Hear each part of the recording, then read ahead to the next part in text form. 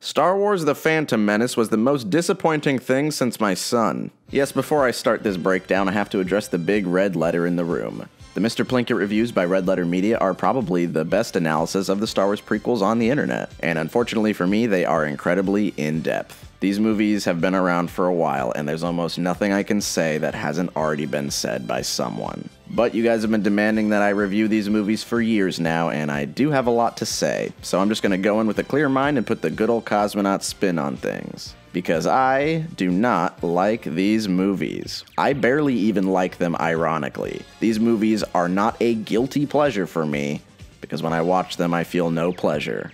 Only guilt. Like I said in the last video, you have to be brainwashed into liking these movies. I know this because I was brainwashed. They came out with these boring ass movies with a racist Jamaican caricature alien, and they sold us toys and video games and Halloween costumes. And this was my whole childhood. New movie, new video games, new toys, Star Wars potato chips, Star Wars candy, Star Wars was everywhere. And I liked Star Wars a lot, bro. I was watching Star Wars since before the prequels even came out. I've been in this fight since I was 6 years old. It truly fucking blows my mind that people are only just now mad at Star Wars for being a cash grab franchise that only cares about merchandise. They seriously act like Disney's the only reason Star Wars is trying to make money? What fucking planet have you been living on? Star Wars has always been like this. Star Wars Micro Machines. There's a cool adventure in every collection. New Star Wars Micro Machines. Machines so iconic, they're legendary. And when the prequel train started revving up, it was just time for more merchandise. It was a good time to be an impressionable little kid who loves Star Wars. And back then, I didn't have the mental capacity to judge these movies. Nobody in my age group did. We saw the lightsabers and we were on board. We didn't give a shit. I think everybody has that moment where they're watching the prequels after having grown up a bit and they realize, Jesus Christ, what did I like about these movies? That moment where you realize that you don't actually understand the plot of any of these movies, that they're boring and the acting is bad and there's just no good aspect to enjoy. Once my generation got older and we realized these movies were bad, there was peace on the internet. For a brief time. It was widely accepted that the Star Wars prequels were not good movies, and there wasn't anybody alive who unironically liked them. There was no more world hunger, racism was over, and we as a species had finally achieved world peace. And then Disney started making Star Wars movies.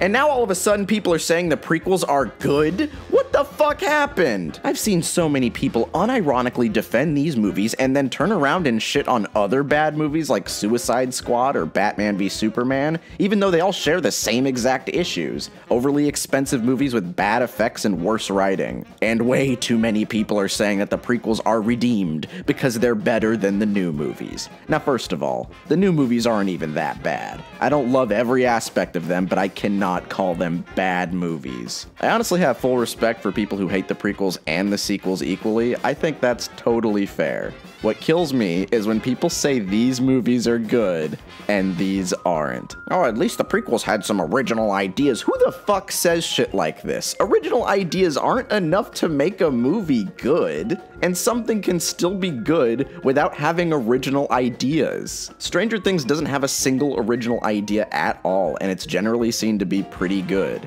Everybody likes it. The prequels have a lot of unique ideas, yeah, and they're not presented in a good way at all in these movies. The Jedi! What do you know? If you thought this was going to be a video about me praising the prequels, then I'm sorry. You probably don't know me very well. Maybe we can be friends in another life. Today I'm going to try and bring these movies back down a peg. Because I hate them, and when people disagree with me, I feel uncomfortable. Now before I start tearing into the movie, I should be fair and talk about the good things. This isn't the worst movie ever made, so it has to have some positive qualities, right? So, the music is pretty good. The thing is, almost every aspect of this movie that's sort of okay has a little asterisk right above it. I want to say the effects are good because a lot of them are technically very impressive. For a movie that came out in 1999, Jar Jar looks pretty good, but the effects aren't always integrated into the movie in a convincing way. I mean, the pod racing scene is pretty cool because it's the only time in the movie where you feel like you're not dead. That's probably the only enjoyable scene other than the final battle. And I'd say the final battle is the one scene that is so cool it tricked people into liking this movie for just a little bit after it came out. Sometimes an exciting ending can fool an audience into thinking a movie is good, and this final battle is actually pretty dope. But at the same time, it's kind of hard to enjoy it when you realize that you don't care about any of the things that are happening in this movie. There is also one single line that I kind of like in this movie. Perhaps I killed a Jedi and took it from him. I don't think so. No one can kill a Jedi. I wish that was so. I kind of like the subtle foreshadowing in that line, and that's one of the only times I'm ever going to call these movies subtle, so enjoy it. But the main positive in this movie is definitely the music.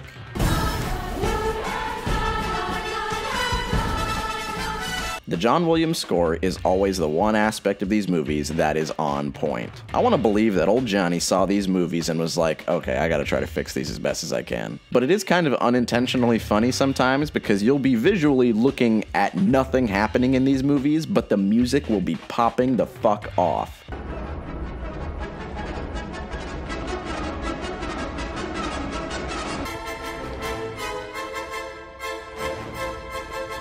But that's all I can say in the way of praise. These movies honestly fail at almost every level of filmmaking. So we are going to watch this movie with the same framework that we watched A New Hope in. For the first time, I'm going to try to watch this movie with my fully evolved film brain. I'm going to pretend as if I have never seen this movie before. And right off the bat, the opening title crawl is just too much. Remember when I talked about how perfect the title crawl is in A New Hope? It's simple, effective, and it doesn't throw too much information at us. This is the first paragraph in the Phantom Menace title crawl. Turmoil has engulfed the Galactic Republic. The taxation of trade routes to outlying star systems is in dispute. This is the first indication of the tone of the movie. It's fucking boring. There are no signs of life in this movie at all. The performances are stiff. The lines are dry and lifeless, and the movie isn't even directed in an engaging way. Everybody kind of talks the same, and it's really awkward. Like, who the fuck talks like this? This is incredible. We recommend a commission be sent to Naboo to ascertain the truth. The Congress of Malastare concurs with the honorable delegate from the Trade Federation. When you start the movie, you might think that the Jedi just talk in this weird, overly wordy way because they're like warrior monks. I kind of accept the fact that they talk weird. But everybody fucking talks like this, except the Jamaican and the literal child. And while they may sound different, their line delivery is on another fucking level. You mean I get to come with you in your starship? See, George has this weird problem where his dialogue is kind of the worst thing about his movies. I'm not lying, man. Even in the original Star Wars, the instant classic, his actors constantly made fun of him for his dialogue. And then I started reading, and it seemed to me the dialogue was pretty ropey. It's a true story. Harrison Ford, who plays the space pirate in the film, at one point threatened to tie George up and make him say his own lines at gunpoint. But back then, he had a team to help him fix up the script and make it sound like lines that real people would say. Star Wars should be simple. We just saw Han Solo talking like a regular fucking guy, and now all the characters talk like weird Shakespeare robots. And that's a word that I've heard people use to describe this dialogue. Shakespearean. But that's honestly using the word wrong, in my opinion. I've always seen a work as Shakespearean when we talk about how the actions of the characters dictate their emotions. It's less about what they say and more about how they feel. It's not just Shakespearean because they talk funny. It's annoying, and it makes it impossible to connect to the characters. And this manner of speech makes it so that we never really know who these characters are on a deeper level, because none of these characters have character traits. They also never talk about how they feel, and all of the dialogue is just to tell us what is literally happening in the story. Take all the dialogue scenes in this movie and think about what their purpose is in the story. Two characters explaining where they are and what they're doing. Characters coming up with a plan. Characters coming up with a plan. Characters coming up with a plan and meeting someone new. Characters making a deal and coming up with a plan. Characters talking about the plot and what's happening. Characters coming up with a plan. Characters coming up with a plan. Inappropriate flirting. You're a funny little boy. characters coming up with a plan. Do you see the fucking problem here? There are very few scenes of our characters being normal people and expressing emotions in this movie. There is legitimately only one scene of Obi-Wan and Qui-Gon talking to each other about anything that isn't the immediate plot. The only time they have a fucking heart-to-heart is at the end of the movie. For 99% of the runtime, these characters have no relationship to one another, and we never learn how they feel about each other. Yet we're expected to care when this happens. This movie also has some of the most flat performances I've ever seen. I don't fully understand. This is a strange place to me. There is zero chemistry between any of these actors. Zero. I mean, literally, no chemistry. This movie is not fun to watch. It's not even fun to make fun of. Now, people have been making fun of this new scene from The Rise of Skywalker because of this particular line. Oh, they fly now! They fly now? They fly now! Oh, it's too quippy. It sounds like Marvel dialogue. Okay, yeah, whatever. Let's talk about this for a second, though. Compare this chase scene to a chase scene from this movie. Our heroes are going to be eaten by a giant monster. I wonder how they feel about this. Oh, they don't really care. These characters just can't be bothered to give a shit at all. Just relax. Relax. Okay, yeah, man, I won't worry. Even when they're planning the final battle, they don't care.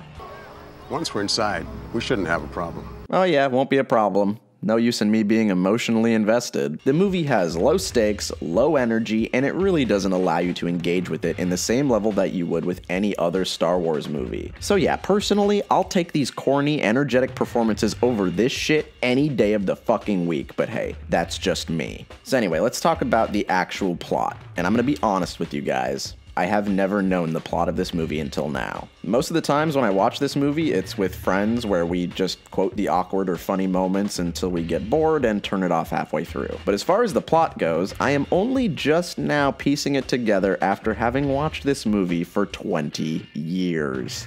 That is not a good sign. But hey, maybe it's just me, right? Maybe I'm the dumbass who just doesn't get it. So I even asked you guys on Twitter if you knew the plot of this movie, and most of you didn't. I actually expected most of you guys to lie or just check the wiki, but no, you guys were pretty honest for once. And I don't think this is because the plot is overly complicated. I mean, it is, but that's not why we don't understand it.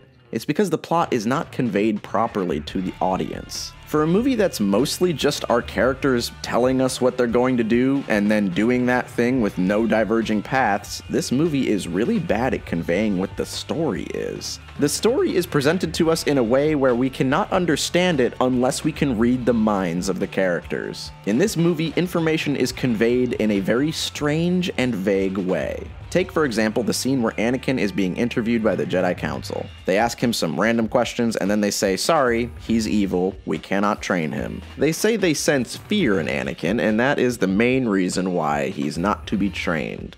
So you're telling me you expect the kid to just not be scared at all? Wouldn't it make more sense to train someone to be less fearful than to just expect them to have the emotions of a Jedi once they get here? They know he's strong in the Force, but they still tell Qui-Gon that he can't train him. But what's the alternative? Just send him back home and hope he doesn't harness his inherent Force powers? And Qui-Gon just says, oh, well, I'm just going to train him anyway. You're just allowed to do that? You can just do whatever you want? If you can do that, then why does anybody ask for permission? The boy is dangerous. Okay, but why? Literally just tell us why. Somebody please tell me something. Please, sir, may I have some movie? Even when you look at the finer details of the movie, there's shit that just doesn't make any sense. For instance, why would you bring Anakin to a war zone? Qui-Gon already has an apprentice, and now he just grabbed another one and brought him along to the war. Anakin, stay where you are. You'll be safe there. But I... Stay in that cockpit. You stay here. But Rick! No buts. Also, why would you go down to Naboo in separate ships? It's kind of a throwaway line, and it ends up not mattering in the long run, but from a logistical standpoint, it doesn't make any sense. You guys could just go on the same ship. You're really fucking lucky they park next to each other. What does Palpatine want to accomplish with this fucking trade blockade? This is his most roundabout and complicated plot ever, and he's already known for those. He has no problem with killing the Jedi in the beginning, but he's just gonna try and convince Padme politely to accept his terms. He doesn't have any problem trying to kill her in the later movies. I don't understand this man. What does he even want? I always found it strange that Palpatine's ultimate goal is to just be president and rule everything. It seems like a really simple-minded goal for someone who's supposedly so wise and attuned to the Force. Normally, I don't really care if a villain's motivations are simplistic, especially in Star Wars. But this is a movie that's trying to be more complex than the previous films, and it's just not very good at it. The entire plot of all three of these movies revolve around Palpatine's schemes, and his schemes never make any sense. There's also this thing with the prequels where you can sometimes take a single line and try to analyze it, and it just doesn't make any sense from a simple writing perspective. I'm serious, this is in every single one of these movies. A communications disruption can mean only one thing: invasion. No, it doesn't. You're telling me that if your communications get messed up, the only reason is that you're being attacked? You've made a commitment to the Jedi Order, a commitment not easily broken. Not easily broken? You mean not easily maintained. The oath itself is very easily broken. Only a Sith deals in absolutes.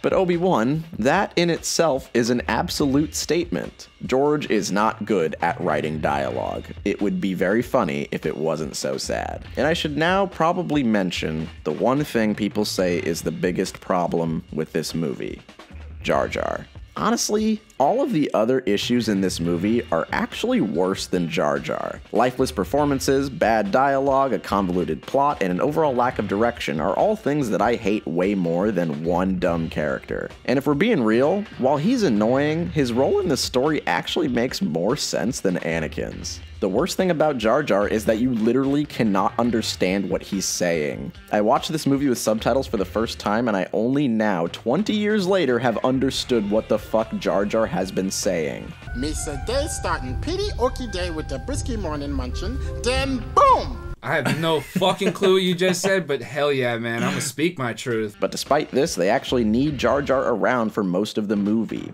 I really hate admitting it, but he's so integral to this dumb-ass story that you kind of need him here more than you need the other characters. However, it doesn't make any sense that you bring him into Mos Eisley with Qui-Gon and not Obi-Wan Kenobi, one of the main characters. Actually, I take that back. I can't even say he's a main character in this movie. It is truly baffling to me how small Obi-Wan's role is in this movie. I think the only reason people are moved by Qui-Gon's death is because Qui-Gon gets way more screen time. He's closest to being the main character. And just think about how much characterization Obi-Wan has in episodes 2 and 3. In episode 2 and 3, you find out that he doesn't really like flying that much. That's kind of a cute character trait.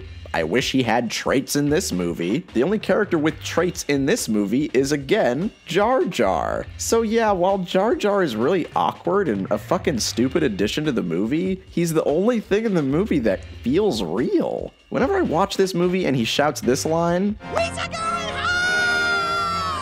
I seriously wake up from the coma that this movie put me in. If he wasn't in the movie, I legitimately think the movie would be worse. Think about it. It would just be these dry humans delivering boring dialogue. It would be so boring that I don't think I'd be able to sit through it. Honestly, in order to fix this movie, you would need to reformat the entire plot. Everything is broken. Most people agree that the biggest problem here is that you can just delete this whole movie from the trilogy and it changes nothing. A lot of Star Wars viewing guides actually recommend that you just don't watch this movie. How sad is that? The spin-off movies are equally useless in the grand scheme of things, but those movies are fun and a little experimental, so I don't really mind them. They don't really hurt anybody by existing. This movie really hurts my feelings by existing. It just genuinely bothers me whenever I watch it. There's no main character, the characters that are in this movie don't have any traits or personalities, and if you try to break this movie into a beginning, middle, and end, you would have trouble finding out where each part begins. Nothing in this movie works at all. This one is a really big disappointment, and if I was an adult when I watched this movie, I don't think I would even like Star Wars anymore. And the worst part is, we still have 2 more movies to go. 3 out of 10, I hope it doesn't get any worse than this. Star Wars Episode 2 is basically as bad as The Phantom Menace. I tried pretty hard to figure out which one of these movies is worse, and I'm having a really hard time figuring that out right now. But I think if you held a gun up to my head and made me answer, I'd probably say that this one is marginally better. The Phantom Menace is bad because it's boring and it doesn't really feel like a real movie, but technically once you figure out the story, it is sort of comprehensible. Then you compare this to Attack of the Clones, where structurally it feels like more of a real movie. The characters have traits, there's a few cute interactions, but nothing the characters do make any sense, and the story is absolute nonsense. But for what it's worth, this movie is way more entertaining to watch because it is just a hot mess. It's probably the worst plot in the entire Star Wars saga, to the point where I could spend this whole review just explaining the story and you would fully understand what I mean. So that's exactly what we're gonna do. So the movie starts off and tells us this. There is unrest in the Galactic Senate. Several thousand solar systems have declared their intentions to leave the Republic. Okay, but joking aside, this is supposed to be the main driving force for the plot. These separatists don't want to be part of the Republic.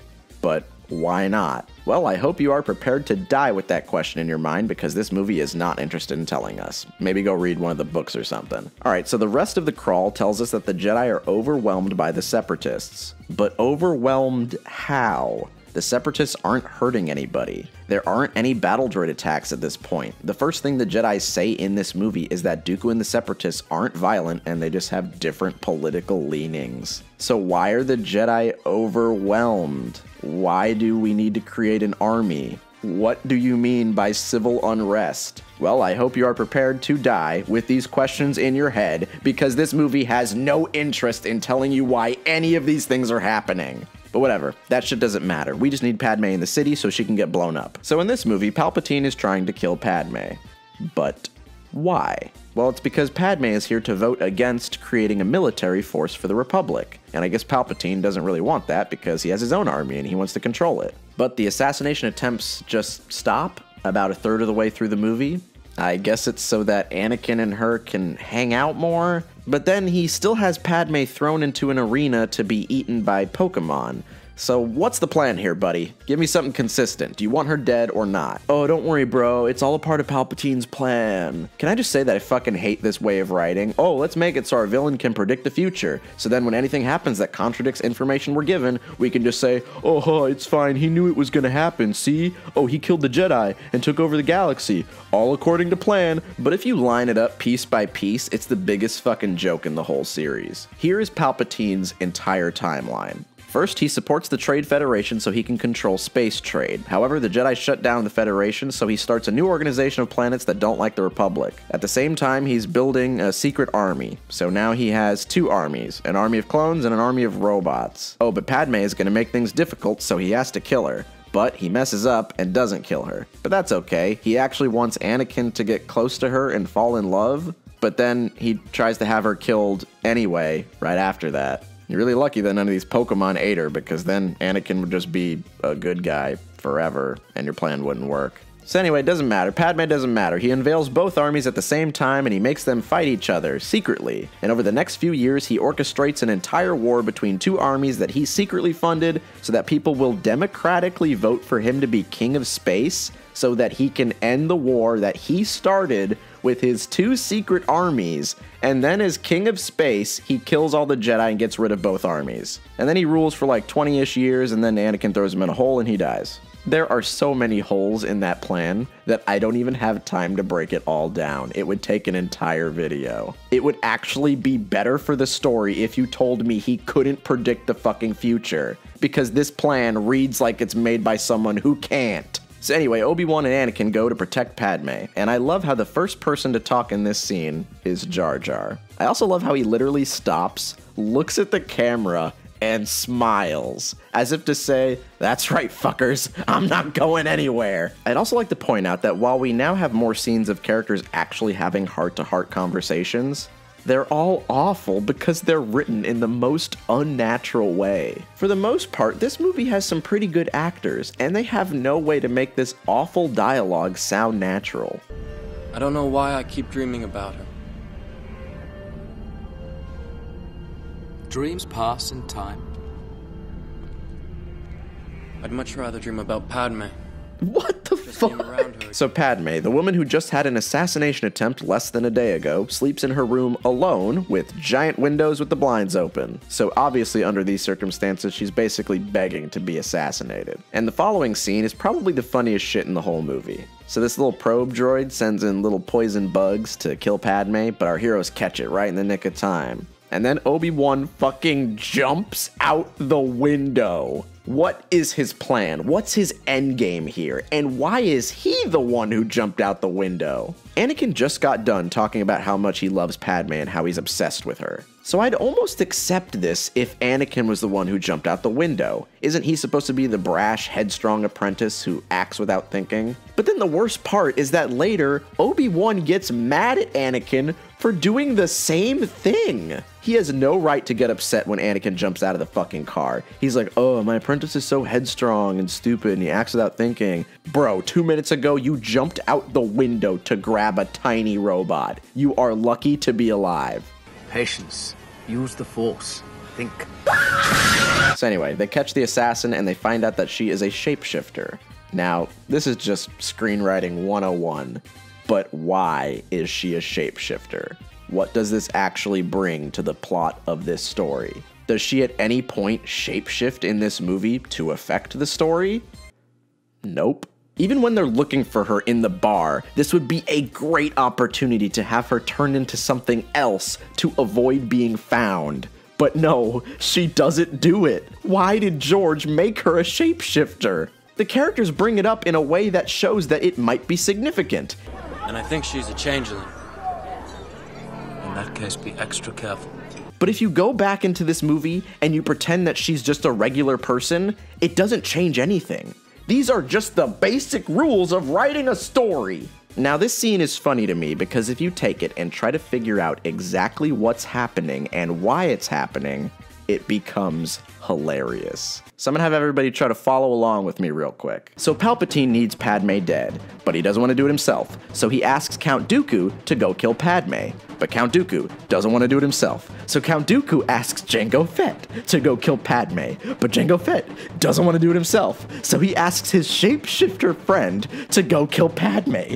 But the shapeshifter sends a robot to go kill Padme. And if you really want to be an asshole and get even more granular, the droid says, I'll send these little bugs to go kill Padme. Palpatine sends a man who sends a man who sends a shapeshifter who sends a robot who sends bugs to go kill Padme. And what's even funnier is that after they chase the robot and the shapeshifter, Jango has a chance to go kill Padme. But instead, he goes out of his way to assassinate the person he hired to assassinate Padme. Secretly genius, these prequels are. Many original ideas these movies have. The prequels, while suffering from flaws, were most definitely Star Wars stories.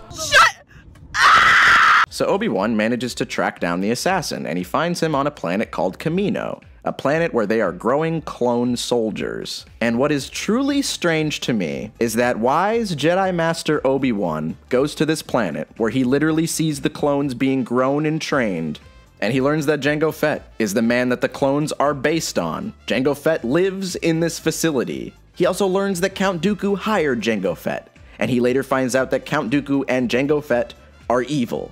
And yet never at any point does he figure out that Dooku and the clones are connected in any way. Obi-Wan Kenobi is given all of the information to figure out that the clones were paid for by the bad guys. And yet it doesn't matter, because I guess he just forgot. If Obi-Wan just remembered that Dooku and the clones are connected, he probably could have stopped the whole war. He could have saved the galaxy. It's such a small thing that would have changed the entire course of the Star Wars saga. And it's just based around Obi-Wan forgetting a crucial piece of information. So anyway, that's the A plot, and it's dumb as fuck. But meanwhile, we have the B plot, and it's just as bad, because George Lucas does not understand romance. In this movie, we get to watch Padme and Anakin flirt and go on dates, and this wouldn't be too bad if it wasn't so painfully written. Half of the shit they say to each other is pretty cringe, bro. Here everything is soft and smooth.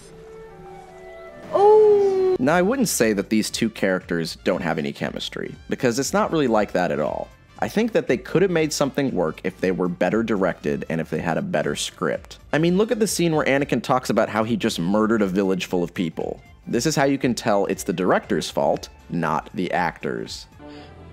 I killed them. I killed them all. Natalie, can we get a reaction to this, please? They're dead. Any reaction. George, that's your job. Tell her what to do. Help her help you, George. So these two really dumb plots converge on Geonosis, where we can have our dumbass final battle. And the end of this movie has now devolved into a dumb CGI action climax, and I personally cannot stand it. Action is kind of boring if it just shows up for no reason. So then, to end it all, we have a lightsaber fight, and it's probably the worst one in the entire series. I don't even need to explain why. I'm just going to show you guys a clip of the fight, and I want you to know that I did not alter it in any way.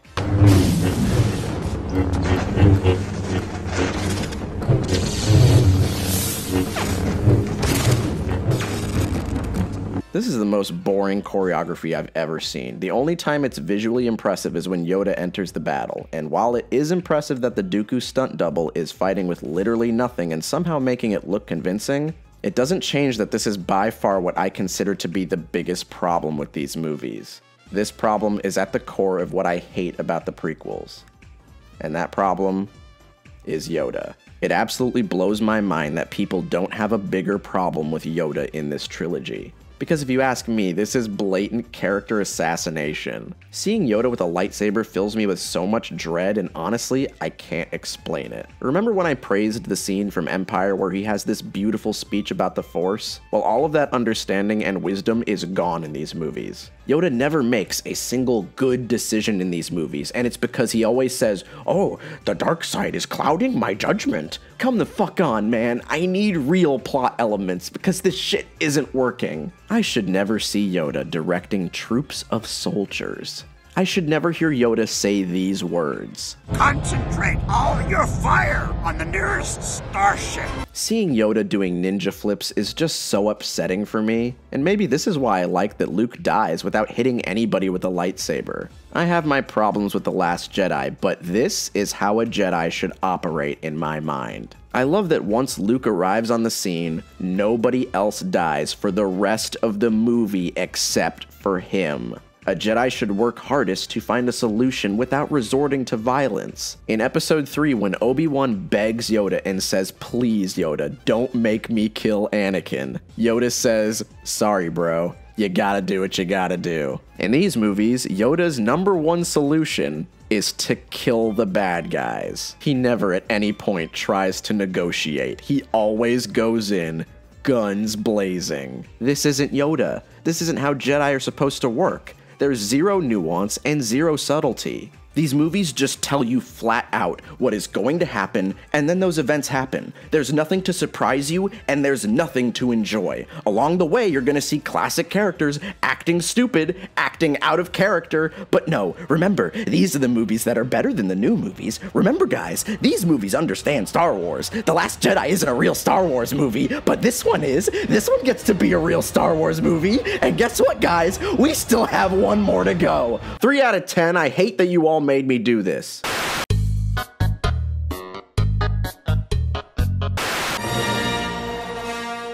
This is it, guys. The last prequel, and this is the one that people say is the good one. And I will admit that it's not nearly as bad as the other two, but it's still not good. Watching Attack of the Clones really fucked me up, guys, but I'm gonna be honest. When I got to this movie, I was ready to tear into it, but it's not as bad as I remember. However, this movie still has all the same problems as the last two, except this time you don't feel like you're in a coma while you're watching it. This is the movie that people meme on the most, and I think these memes have kind of convinced everyone that this movie's better than it is. Because if we have all these fun memories of it, then it can't be that bad of a movie, right? Kind of reminds me of another movie I've talked about with a rabid fan base. Oh, I'm just goofing. New boot goofing. Now this movie is set during the Clone War. This title crawl explains that Coruscant was attacked and Palpatine was kidnapped. off screen. What the fuck, man? Now, yeah, you're supposed to watch the Clone Wars cartoon to see that stuff happening. And it's really cool in that show. But come the fuck on, dude. If I'm showing someone these movies for the first time, this is the dumbest shit ever. This incredibly significant event is just not shown at all. Honestly, that would have been a really fucking cool intro to the movie. Yeah, it would have made the movie really long, but I don't know, you can trim some of this other dumb shit. Is there any significance to the Kashyyyk scenes? No, they just wanted to show us Chewbacca, and why does Chewbacca look like that? Is it just me, or does he look weird in this movie? What's wrong with your face? Oh, also, the title crawl tells us that there are heroes on both sides. Evil is everywhere. What the fuck does that mean? There aren't any heroes on the evil side. George, you need to proofread your work. So anyway, this movie starts with something unique to Star Wars. A long take. And right off the bat, it shows us that this movie is actually fucking trying. Now, some people would say that a long take doesn't count if it's a CGI long take. But that's not actually true at all. It actually takes a lot of work to have a computer render this much shit all at once without cutting. The guys over at the Corridor crew actually have a really good video explaining this better than my dumbass can. Basically, artists have to go in, and then little by little they build up pieces of it on like individual simulations or setups or environments, and they render them all out one by one. They just put it all together layer by layer. So yeah, I think this is a really cool opening, only ruined by the fact that we need to watch Anakin fight these dumb gimmicky robots. And that's kind of a problem that this whole movie has. You might find yourself almost enjoying a scene, but it just doesn't stop. The scenes in this movie go on for way too long. They really overstay their welcome. Oh, also, we now have Anakin doing something that he didn't do at all in the last movie. Good deeds. I'm gonna go help them out. See, in episode 2, Anakin is really fucking sinister. But it feels like George was like, oh shit, I made him too evil. I gotta remind people that he's supposed to be a good guy. And now in this movie, he feels like a completely different character than he was in the last one. But these jarring character shifts are not justified within this narrative. We are supposed to see him killing Dooku as a bad thing, but based on everything we've seen in the series so far, there's nothing wrong with him killing Dooku. Nobody said Obi-Wan was supposed to spare Darth Maul. Our heroes never spared any of the enemies they've been mindlessly mowing down. I just like to think that everybody told Anakin that bad guys have to stand trial, even though they don't follow that rule themselves. Again, if you stop to think about the movie, it makes a lot less sense. This is the movie where Anakin's supposed to fall to the dark side, but his fall is not very convincing. From a storytelling perspective, it makes no sense that he changes his mind so quickly based on no information. But anyway, we'll talk more about that when we get to the actual shift in morality. Do I look? As a whole, this opening encounter isn't really all that bad. There's even some cute banter between Obi-Wan and Anakin. But this is really distracting to me because this is the first time out of all the prequels where you feel like the story being told to you is actually worth telling. This is the only sequence out of all of the movies that's almost consistently enjoyable. If I could rewrite the prequels, I would just have them set during this movie. If we put the romantic subplot and the Jedi-Sith conflict into the backdrop of the war, it makes things a lot more exciting. I mean, this shit's called Star Wars, and episodes 1 and 2 don't even take place during a war. Yeah! I don't have a lot of bad things to say about the opening of this movie, except that it does kill the pacing a lot. The first quarter of this movie is pretty exciting, but then the movie gets really boring. One of the worst things about this movie is that a majority is based around our characters standing in these cold, lifeless CG environments spewing bad dialogue. You're so beautiful. It's only because I'm so in love. No. No, it's because I'm so in love with you. I don't want to watch these movies anymore, guys. I want it to be over. The middle chunk of this movie makes one giant mistake in my mind. It splits up Obi-Wan and Anakin. In this opening scene, we get to enjoy our main heroes being together. For the first time out of any of these movies, we actually enjoy watching the main characters. And then George just splits them up and has them go on their own adventures. And General Grievous is such a weird character to me because I know he only exists so that we can have a cool fight with Obi-Wan in the middle of the movie. The villains in these prequels are just so bad. Darth Maul is cool, but he gets kicked out of the movies immediately and doesn't even like have any lines. Count Dooku is probably the worst Star Wars character of all time. His existence is truly baffling to me, and he never develops into a real character. Most importantly, he never becomes a real threat. Then we have General Grievous, who appears out of nowhere just so Obi-Wan can fight something in the middle of the movie and we can sell some toys or something. And then Palpatine is our main villain, but he barely has any screen time until this movie. If you ask me, we should have just had Palpatine and Darth Maul in all 3 movies. Narratively, it doesn't change very much in the story, and it would have just cemented Maul as a true threatening force. If Darth Maul and Obi-Wan actually had this rivalry throughout all of the movies, that would be the coolest shit ever. I'd probably care a little bit more. But anyway, I'm complaining too much. I should probably talk more about this movie specifically. It's just really hard to reiterate the same problems I've already talked about in length in this very video. I can only say so many times that the writing is bad, because it is, and it's bad in all of these movies.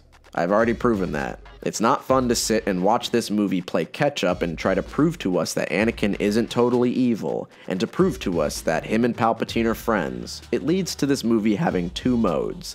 Way too rushed or way too slow. I feel like I could take so many scenes from this movie and either cut them out completely or trim them down. The whole Grievous fight is so stupid, and it's just in the movie to stave off our boredom. Yoda on Kashyyyk is just here to give us more fan service, and beyond that, we just have more characters talking about politics. What was it about politics that had George so horny? I don't think I'll ever understand. And George will be the #1 guy to tell you that Star Wars is for kids. Come on, man. George Lucas, swear to me on your life that you wrote these scenes with children in mind. Will you defer your motion to allow a commission to explore the validity of your accusations? So anyway, this movie only really starts being interesting again once they find out that Palpatine is a Sith Lord. A Sith Lord? But even with this knowledge, the movie still has a distinct lack of energy. We must move quickly if the Jedi Order is to survive. Whoa guys, slow down, my heart's racing. I actually do like slower scenes like this, where it's just Anakin realizing that he's gonna risk it all and interfere with Palpatine's arrest. It's just him wordlessly going through this problem, and for once, it's the movie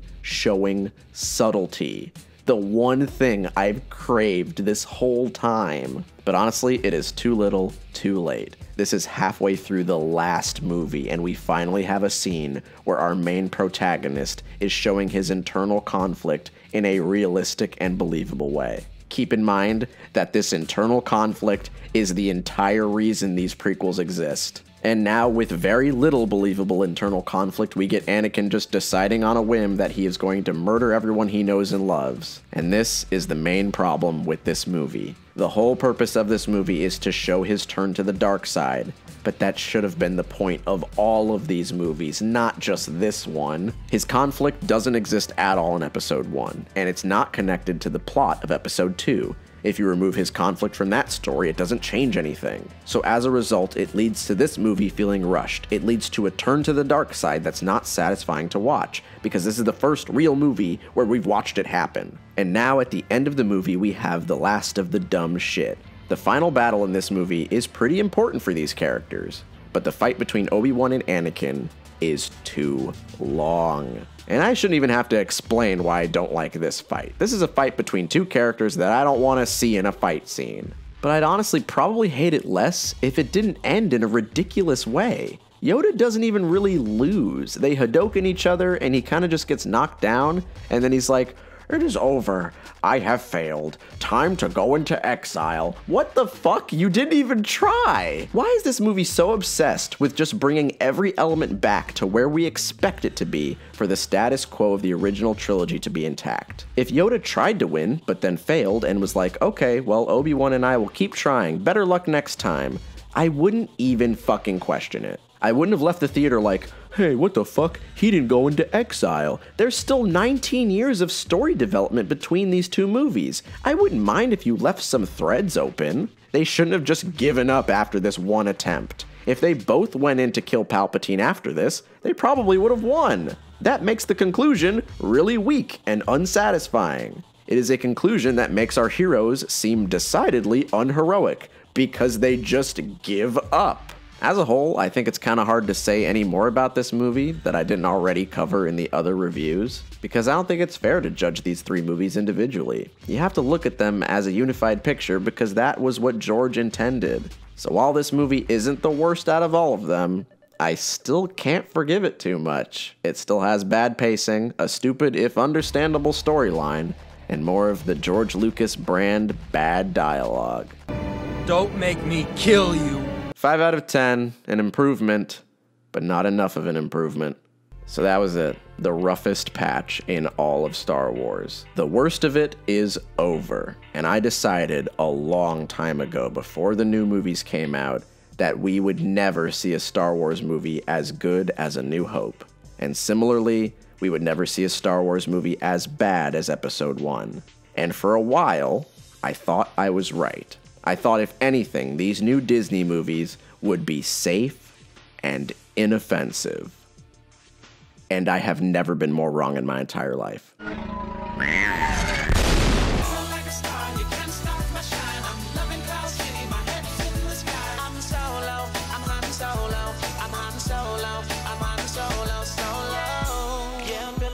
Tonight, finally feeling free and it feels so right. Oh, time to do the things I like. Gonna see a princess, everything's alright. Oh, no job but an answer to. Ain't a fixture in the palace zoo. No, and since the carbon nights off me, I'm living.